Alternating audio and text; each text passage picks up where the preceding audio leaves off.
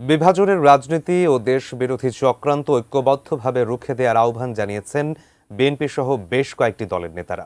শনিবার বিকেলে জাতীয় জাদুঘর মিলনায়তনে শাইখুল হাদিস পরিষদের আয়োজনে হেফাজতে ইসলামের 4 রাহবারের জীবন ও ত্যাগ শীর্ষক সেমিনারে তারা এই আহ্বান জানান। হেফাজতে ইসলামের 4 রাহবার আল্লামা শাহ আহমদ শফি, আল্লামা জুনায়েদ বাবুনগরী, আল্লামা নূর হোসাইন কাসিমি, আল্লামা নুরুল ইসলাম জিহেদি রহমতুল্লাহ আলাইহির নেতৃত্ব ত্যাগ ও সংগ্রাম শীর্ষক এই জাতীয় কনফারেন্স।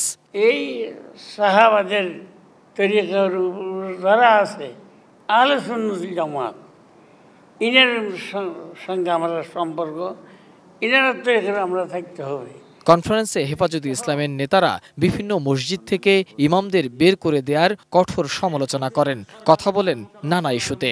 আজকে যারা আমাদেরকে বলেন মসজিদ থেকে ঘাট ধরে বের করে দিবেন, আপনাদের লোকজনের ফাঁসির দাবিতে শাহবাগ কায়েম হয়েছিল, মোকাবেলা আপনারা করতে পারেন না, আমরাই তার মোকাবেলা করেছি।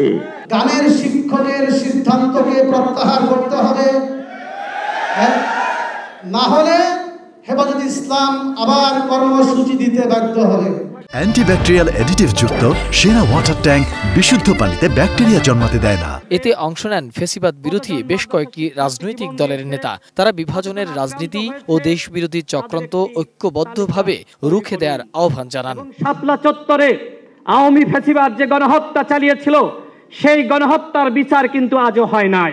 সুতরাং সরকারকে বলবো, যারা এই আলেম সমাজকে বিভিন্ন সময় আক্রান্ত করেছে, রক্তাক্ত করেছে, তাদেরকে আইনের আওতায় আনুন। মাদ্রাসা অঙ্গনের শিক্ষার্থীরা, বিশেষত কওমি মাদ্রাসার, কোটা থাকলো কি না থাকলো তাতে তাদের কোনো যায় আসে না।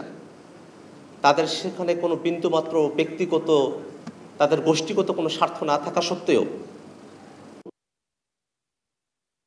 তারা কিন্তু আন্দোলনে এসেছেন, জীবন দিয়েছেন, শহীদ হয়েছেন। ইসলাম বিরোধী কোনো তন্ত্রমন্ত্রকে আমরা গ্রহণ করতে রাজি নই। আমরা চাই দেশের মানুষ, এদেশের অর্থনীতি, রাজনীতি সবকিছু চলবে মহানবী সাল্লাল্লাহু আলাইহি ওয়াসাল্লামের আদর্শ অনুসরণ করে। বিএনপির স্থায়ী কমিটির সদস্য সালাউদ্দিন আহমেদ বলেন, মুক্তিযুদ্ধের 54 বছর পরে এসে স্বাধীনতার পক্ষে বিপক্ষের শক্তি দিয়ে জাতিকে বিভক্ত করতে চায় না। আমাদের একমাত্র শক্তি ফ্যাসিবাদ বিরোধী ঐক্য। ইসলামের জন্য ভোটের আলাদা বাক্সের দাবিকেও বিভক্তিমূলক হিসাবে দাবি করেন তিনি। আমরা চাই বাংলাদেশের সকল মুসলমান ঐক্যবদ্ধ থাকুক।